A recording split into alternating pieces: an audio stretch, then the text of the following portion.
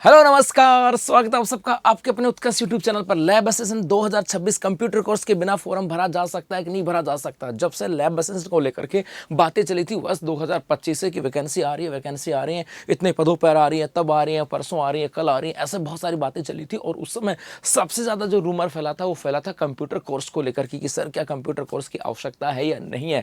मतलब ये चीज़ें फैल गई थी कि सर लैब असिस्टेंट का फॉर्म वही भर सकता है जिसके पास कंप्यूटर कोर्स है या है, और इसके अलावा नहीं भर जाएगा। मतलब ऐसी बहुत सारी बातें यहाँ से थी। और फाइनली अब जब लैब असिस्टेंट का नोटिफिकेशन आया तो नोटिफिकेशन के बाद सब कुछ क्लियर हो गया कि आप कंप्यूटर कोर्स के बिना फॉर्म अप्लाई कर सकते हो कि नहीं कर सकते हो। इसका मतलब है कि आपके यहाँ पर बहुत सारी चीज़ें हैं, बहुत सारे डिपार्टमेंट वहाँ पर वैकेंसी आई है, और किस डिपार्टमेंट के अंदर क्या है एजुकेशन क्वालिफिकेशन, यदि वो क्लियर हो जाए तो ये भी क्लियर हो जाएगा कि कंप्यूटर सर्टिफिकेट की आवश्यकता है या नहीं है। जी हाँ, तो चलो करते हैं अपने सेशन की शुरुआत। जी हाँ, ये आपके पास एक नोटिफिकेशन है और ये नोटिफिकेशन है आपके कंप्यूटर लैब असिस्टेंट का। जी हाँ, लैब असिस्टेंट की बात करें, आपके यहाँ पे दो सब्जेक्ट में वैकेंसी आई है, दो ही सब्जेक्ट में वैकेंसी आई है।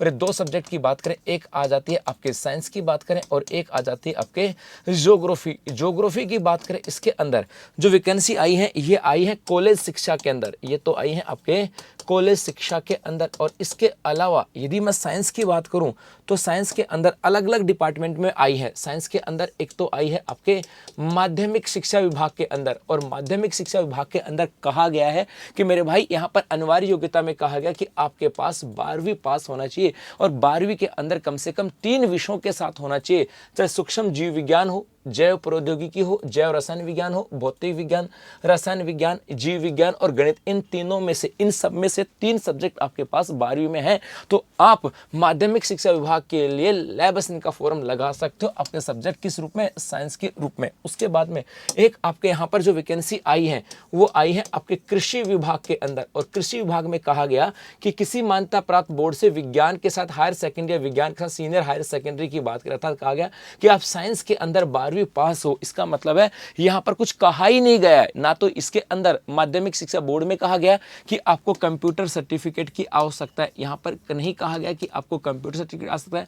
कृषि विभाग की बात करें, इसके अंदर भी कंप्यूटर सर्टिफिकेट की बात नहीं की गई। उसके बाद संस्कृत एक वैकेंसी आपके साइंस को लेकर के आई है, संस्कृत शिक्षा विभाग के अंदर, संस्कृत शिक्षा विभाग के अंदर। इसके अंदर कहा कि सीनियर सेकेंडरी, हायर सेकेंडरी या वरिष्ठ उपाध्याय विज्ञान वैकल्पिक विषय के साथ होना चाहिए, तो आपके यहां पर भी कंप्यूटर सर्टिफिकेट की बात नहीं की गई। लेकिन इस साइंस के अंदर आपके यहां पर एक वैकेंसी जो आई है वो आई है आपके गृह विभाग के अंदर। जी हां, यही इंपॉर्टेंट है, गृह विभाग के अंदर वैकेंसी आई है। और इसके अंदर कहा गया है कि आप सेकंड डिग्री से, मतलब सेकंड आप यहां पर कहा कि द्वितीय श्रेणी से 12वीं पास होना चाहिए, 12वीं पास होना चाहिए, या तो ये हो एवं यहां पर यह हो सकता है आप कंप्यूटर साइंस या कंप्यूटर एप्लीकेशन में सर्टिफिकेट या डिग्री या डिप्लोमा हो सकता है किसी यूनिवर्सिटी से, ये भी हो सकता है। इसके अलावा अथवा एवं ये और ये, अथवा क्या होगा आपके पास ओ लेवल या उससे हायर लेवल का कोई सर्टिफिकेट हो, अर्थात कहा गया कि ओ लेवल की बात करें या इससे साथ साथ इसके हायर लेवल का हो, या फिर हमारे यहाँ पर